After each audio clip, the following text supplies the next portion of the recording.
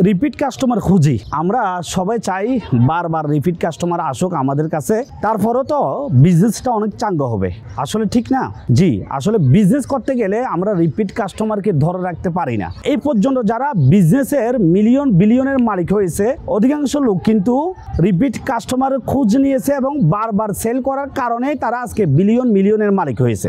আমার লাইফে আমি এই পর্যন্ত যত ধরনের বিজনেস করেছি এবং বিজনেস রিলেটেড বই পড়েছি, সব বই একই কথা, যারা রিপিট কাস্টমার রয়েছে, মানে যাদের কাস্টমার রয়েছে তাদেরকে সবসময় পরিচর্যা করার জন্য বলেছে। কিভাবে করা যায় একটু আসুন না আমরা ভিডিওর মাধ্যমে বিস্তারিত জানার জন্য চেষ্টা করি। আসসালামু আলাইকুম ওয়া রাহমাতুল্লাহি ওয়া বারাকাতুহু। আমি মোহাম্মদ ইকবাল হুসাইন। আপনি যদি আমার এই চ্যানেলে নতুন হয়ে থাকেন, প্লিজ চ্যানেলটি সাবস্ক্রাইব করে পাশে থাকবেন। রিপিট কাস্টমার কিভাবে তৈরি করবেন? প্রথম যেটি আসে, রিপিট কাস্টমারকে আমরা পরিচর্যা করতে হবে। এখন পরিচর্যাটা কিভাবে করবেন আপনি?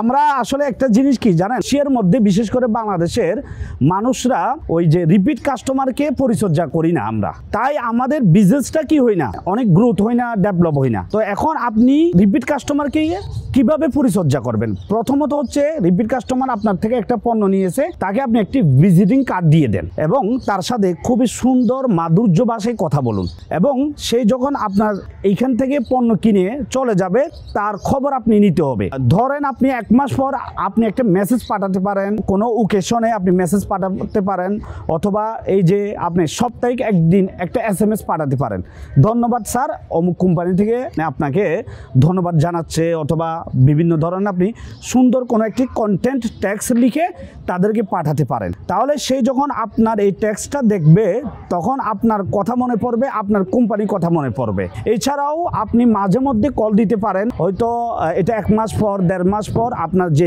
কর্মচারী যারা আছে তাদেরকে বলবেন অবশ্যই যেন তাদেরকে কল দিয়ে কথা বলে, স্যার আপনি যে আমাদের এই প্রোডাক্টটা নিয়েছিলেন, প্রোডাক্টটা কেমন লেগেছে।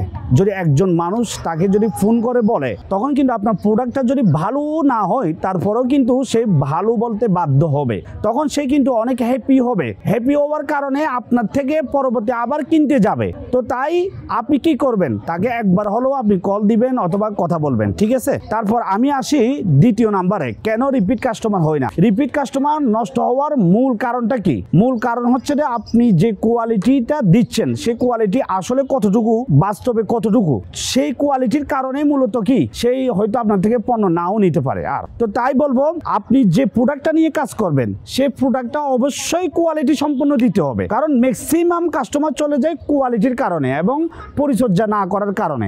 এখন আপনি যদি কোয়ালিটিটা আপনি তাকে ইনশিওর করেন, ইয়েস আপনার কোয়ালিটি ভালো, সে যখন আপনার প্রোডাক্টটা নিয়ে সেবন করবে, খাবে, তখন কিন্তু সে ফিডব্যাক জানাতে বাধ্য হবে। আপনি যখন কল দিবেন 1 মাস পর, তখন সে কিন্তু আপনাকে বলবে যে হ্যাঁ আপনাদের আসলে কোয়ালিটিটা ভালো, আর আপনার কোয়ালিটির কারণে সেই আরেকটা কাস্টমার দিবে, রেফারেন্স কাস্টমার হয়। আপনাকে বলবো আপনি অবশ্যই কি করবেন, কোয়ালিটির দিকে 100 ফোকাস দিবেন। আর যাদের নিজস্ব দোকান রয়েছে, শপ রয়েছে এবং অন্যান্য আদার্স, তারা কিন্তু কাস্টমারের সাথে সুন্দর ব্যবহার করতে হবে।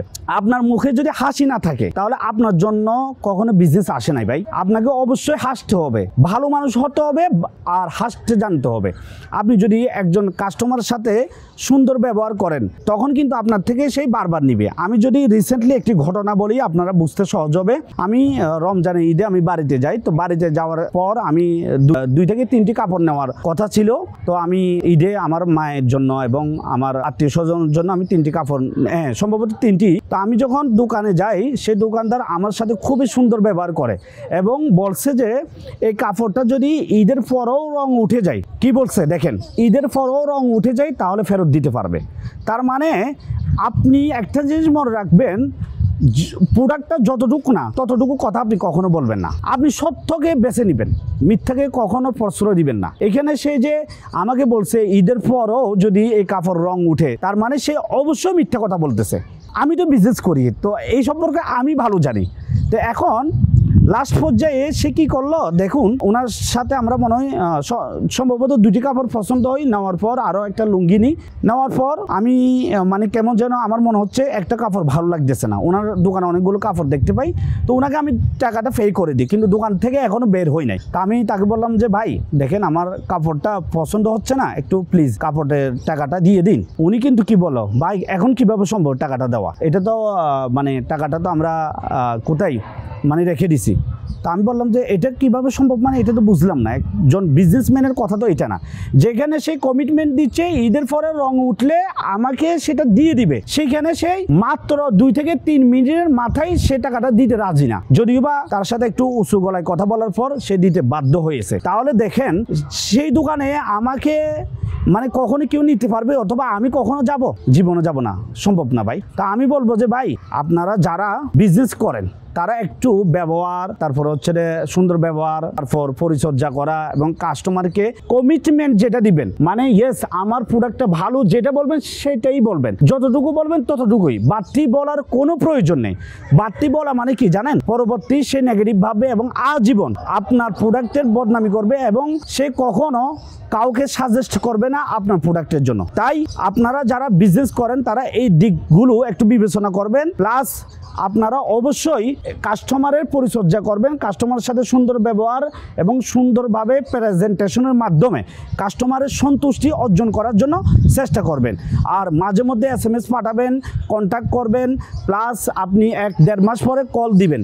কল দিলে কাস্টমারটা অনেক খুশি হবে। কিন্তু তাই বলবো আপনারা এই জিনিসগুলো একটু মেনটেন করে চলার জন্য চেষ্টা করবেন। ভালো থাকবেন, সুস্থ থাকবেন। আসসালামু আলাইকুম ওয়া রাহমাতুল্লাহি ওয়া বারাকাতুহু।